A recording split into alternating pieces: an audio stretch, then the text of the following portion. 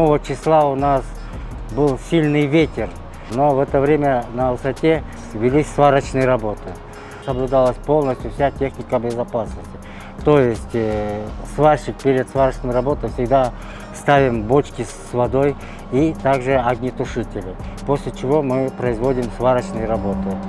Но из-за сильного ветра вот этого искорка с высоты упала на нашу последний слой гидроизоляции, который от ветра воспалился.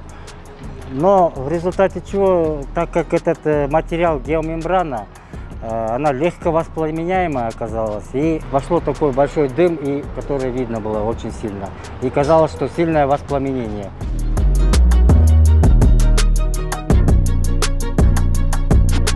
После чего приехала пожарная служба, тушила остатки дыма, который воспламенялся, и после чего пожар был ликвидирован. Это же все указано в актах о пожаре, что пожар был потушен. До того, как приехала пожарная служба, обменялись актами, что все хорошо, у нас происшествий не было. Ничего не пострадало. Единственное, пострадал последний слой нашей защитной гидроизоляции, который мы уже восстановили и продолжаем вести дальше строительно-монтажные работы.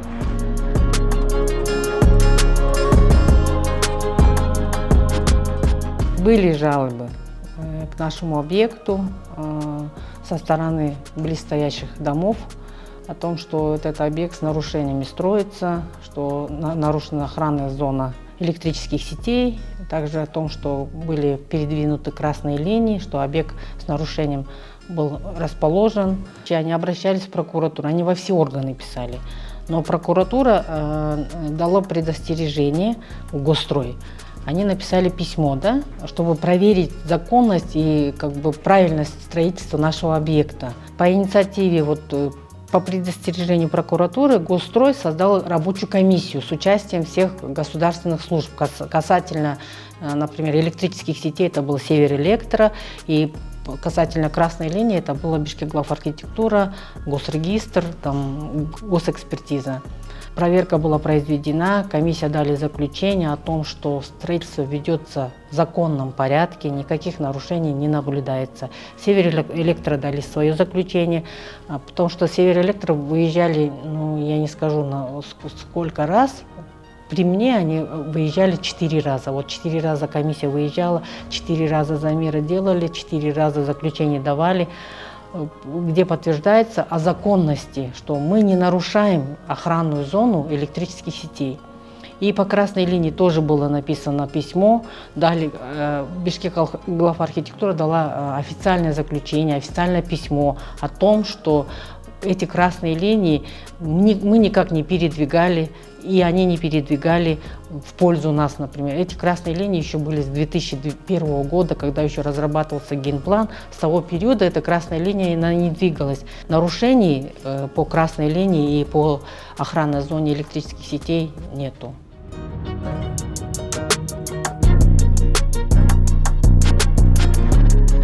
Вот эта красная линия, которая идет с 2001 года до сегодняшнего дня. Наш объект расположен вот здесь. Оно не менялось с 2001 года.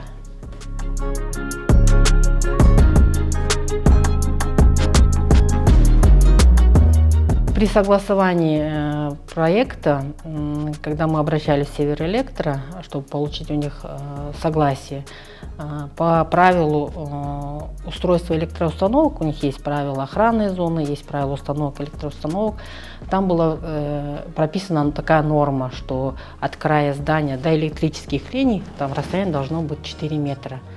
Но несмотря на то, что 4 метра, конечно, это и для нас это маленькое расстояние, мы подвинули здание на 9,5 метра. У нас почти в 2 раза больше мы приняли норму.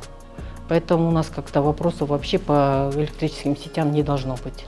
Вот у нас получается вот этот узел, где от края здания до линий высоковольтных линий, вот этот узел мы отобразили отдельно, чтобы было понятно. Вот край линии, вот наше здание, вот эти 9 метров, про которые я говорила. Здесь есть согласование Бишкекглавархитектуры, есть согласование Северэлектро о том, что мы как бы не нарушаем охранную зону высоковольтных электрических сетей.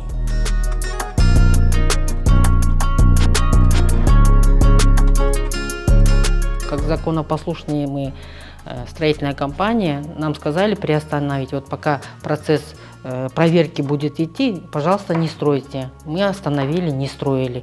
Проверили, мы ждали. Мы все документы предоставили, все посмотрели, все подтвердилось, что все законно идет строительство. Поэтому, когда нам сказали, да, вы можете теперь строить, вот вам благоприятствующий акт о том, что вы можете возобновить, даже есть письма, где возобновлено строительство, вот с этого момента мы начали строить.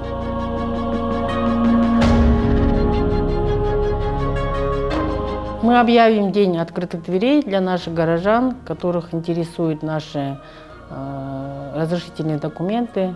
В этот день мы можем вам все документы показать и на все ваши вопросы ответить. Добро пожаловать!